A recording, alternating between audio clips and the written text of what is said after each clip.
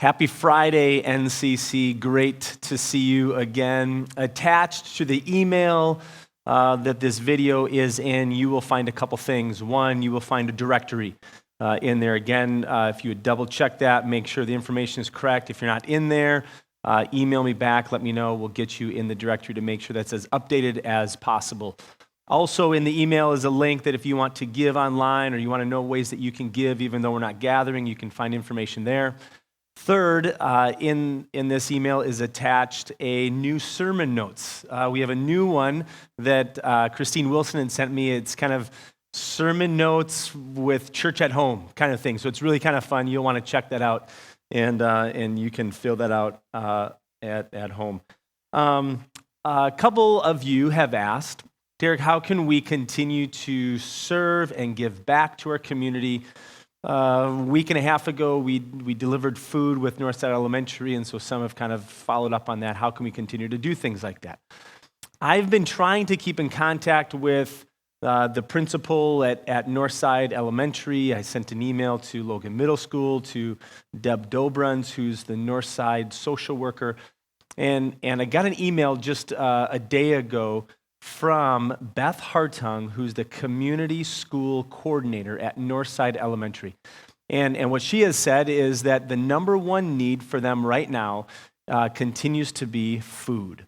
And there's two ways that you can, if you would like to continue to help, there's two ways that you can do that. One would be just giving a monetary gift or a gift card to a grocery store, and you could drop that off at the school. In this email is a way that you can contact the school about that, or you can buy food. And again, in this email, there's a long list of items that they are continually looking for, and so you could pick up some groceries and connect with Beth at the school to drop those off. So those are ways that I think every week they are giving away over 100 bags of food to families at the school that have need.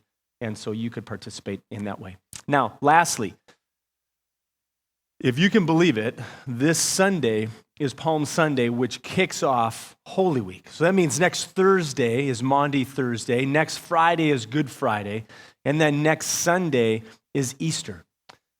Here's what I'm going to ask you to do. Here's what I think we need to do.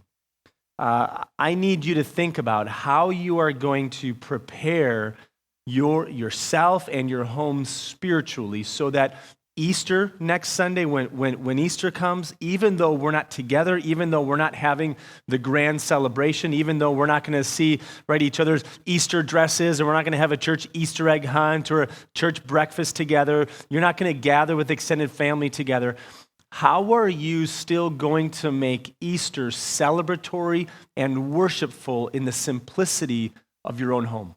We need to think about that this week, because this week we think about Good Friday and Easter, probably the two most significant days of our faith. Our faith hinges on these 2 days. And Sunday, it's like the Super Bowl of the faith. There isn't a greater day of celebration for us as the church, and yet we can't be together. And so, in a sense, you're kind of on your own for Easter.